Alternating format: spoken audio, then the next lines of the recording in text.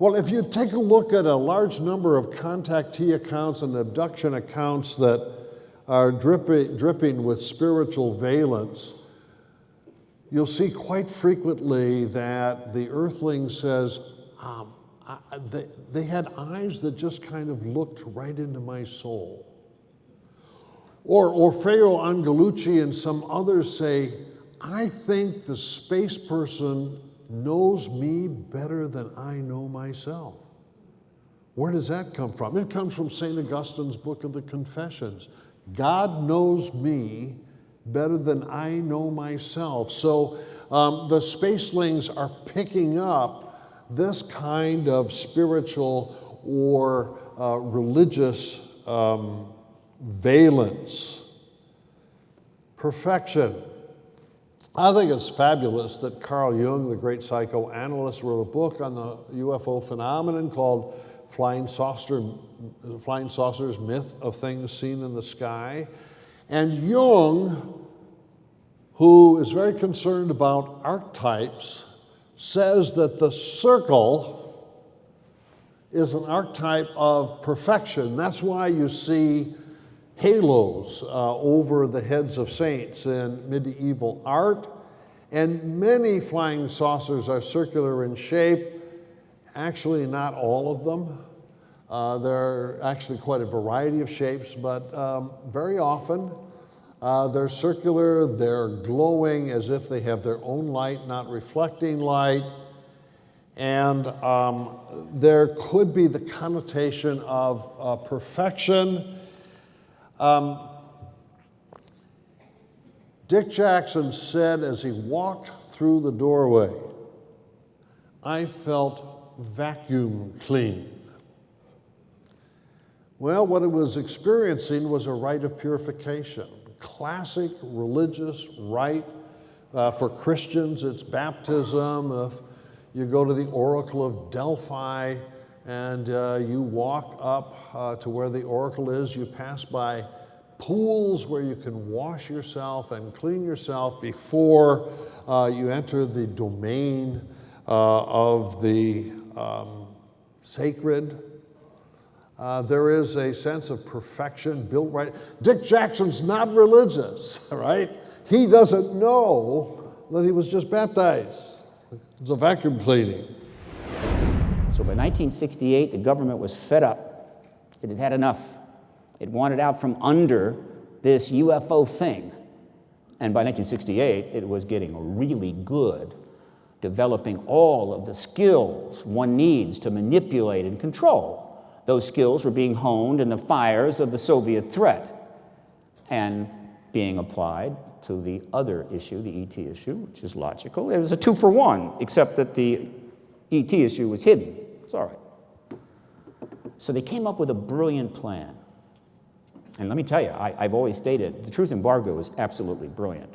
My hat is off to them if I had a hat, and I don't.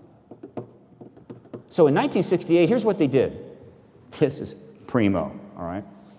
First, they held a congressional hearing. It was the second one and the last one. It was a legitimate hearing, lasted about 3/4 of a day. They had 3 very important presenters, including Dr. James McDonald. The number of people submitted papers, including Stanton Friedman. It was legit. They held it, and the stuff was said, and then nothing happened, of course. They had done a hearing. They had listened a little bit to a tiny portion of the evidence, but whatever. They were done. Okay, now what else was going on? Well, the Air Force, right around then, commissioned a Condon panel, a new study that was going to be based out of the University of Colorado, one of the truly great marks, black marks on the University of Colorado's legacy, has acquired a couple more since then. And this panel was preordained to issue a statement afterwards that there was really nothing to pursue here. Okay, got that done. Then 3, but they took the results of the Condon panel and used that to close down the official study on the phenomena of Project Blue Book, and it was done. They were done. Okay, there's nothing more here. And the media simply bought it completely. But that wasn't enough. Because you see, one of the things that had developed since 1952 that was a major problem for them was an organization called NICAP, National Investigatory Committee on Aerial Phenomena. It was huge. No organization since ever matched the importance and power of NICAP. It had many members. It had a number of very high-level people on the board or members of the organization. It was doing lots of research. Its science advisor was Dr. James McDonald, the atmospheric physicist, who was going around the country speaking to engineers and scientists wherever he could. In fact, McDonald talked to more engineers and scientists during that period than any person living or dead. It had to go to complete their little maneuver. Now, as it happened, there were a couple of CIA people on the board, known CIA people, and there were a couple on the board that were not known. If you want to know more about this, you read Ann Druffel's book, Firestorm. This abduction I'm going to talk about happened in a place called China Lake in California. I was told it was a beautiful place to camp, and it truly is a beautiful place to camp. But what I wasn't told was it's also the China Lake Naval Air Weapons Station. So that's my little red truck in the middle, and that's my tent. This is my friend Diane. We met at a contactee support group. Oh, dear God. If you're a contactee, don't go camping with another contactee. So, we went to sleep the first night in our separate tents. I thought I was sleeping soundly until I woke up on what I thought, now I know, to be another planet. I was standing in the middle of this courtyard created by these monolithic rock formations. Being from Hollywood, I couldn't tell if they were, it was a set or if they were real rocks or what. But while I just wake up in this area, I look up and there's this huge mothership landing on these rocks, using these rocks for landing pads. And as that was happening, a smaller craft dislodged from the mothership. And I was focused on that ship because of the light around it. There wasn't, the bottom of the mothership looked like any sci-fi ship, just a bunch of textures. And then when this thing dropped out, it was just magnificent. So the next thing I know, I'm in my tent again, and I'm wide awake, and I'm like this. My hands on my face, and I'm wide awake. I'm like, okay, what happened? And I immediately passed out. In the morning, Diane came in and unzipped my tent, and she, pushed a cup of coffee in my face, and she said, "It is really late." She goes, "You have to wake up." She goes, "I thought you were never going to wake up. Here's some coffee." I said, "Diane," I had an experience last night that involved a spaceship. And she looked at me and she said, "Oh my God, Kim, so did I." So we each went to our own tents. We drew what we saw, and this is what we came up with. I was underneath the craft. Diane was to the side. Now, these sketches were cleaned up by my friend Daryl, but I, once again, for Ancient Aliens, I dug up my original, and there it is. So, confirmation comes in many ways.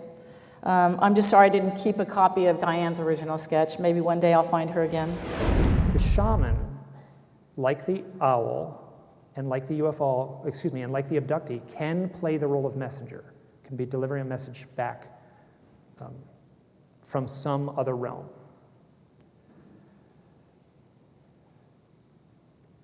I spoke with a woman, now John Mack died in 2004, and I spoke at length with a woman who had worked with John Mack. She is an abductee. She sought him out for help with her experiences. She has had a lot of owl experiences in her youth and as an adult. And they sound like real owl experiences, what she's described. She went to the very first UFO abductee support group. I guess it would be an experience support group, is what it would be called, experience or support group, that John Mack gave. He gave it at his home. A bunch of people arrived at his house. She carpooled with some folks. They had the meetings, just sit in a circle and talk about the experiences. When she left, with her friends in the car, they carpooled together, they pulled out of the house, and one of them turned to the other one and said, "So, what'd you think? How'd that go?" And at that moment, a white owl flew over the car and flew out in front of them and led the way down the street for a while. A big white owl. So we have the very first support group meeting run by John Mack, and a car full of abductees follows an owl. This is David Weatherly. David Weatherly, I think, is in the room here. Hopefully he is. He is a paranormal researcher and author and a shaman. I had lunch with David this afternoon, and the waitress came up, and my friend said, "Oh, I like your necklace," to the waitress. And she said, "Thanks." And she had this big owl necklace. So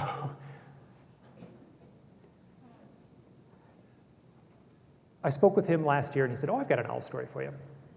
I'm like, "Great." So he had been doing UFO research, abduction research, or excuse me, UFO research. And he went to the site of a woman's home, and she had been having ongoing UFO experiences around her house.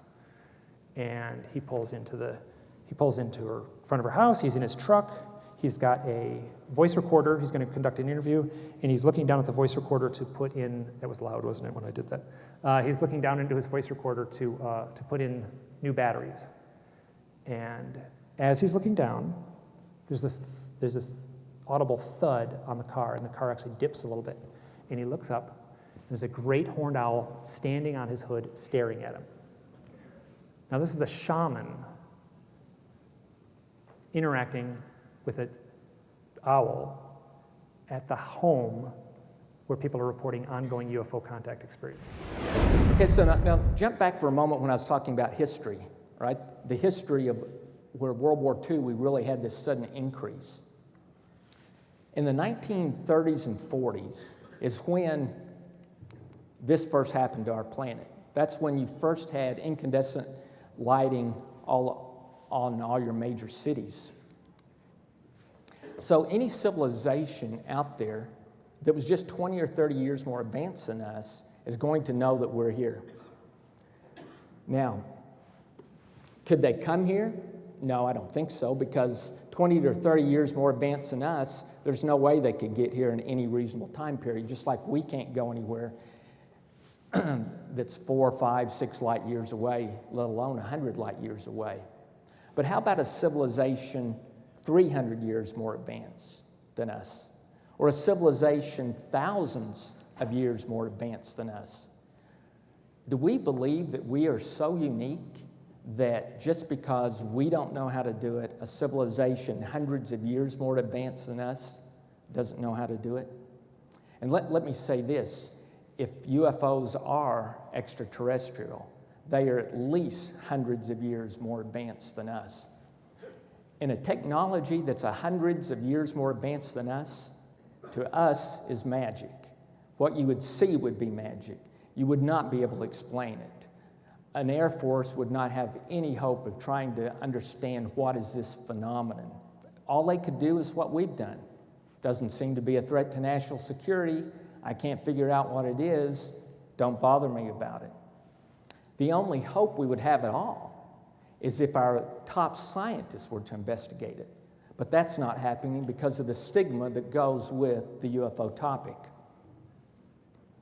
So our anthropocentric views and our psyches argue, oh, it can't be there.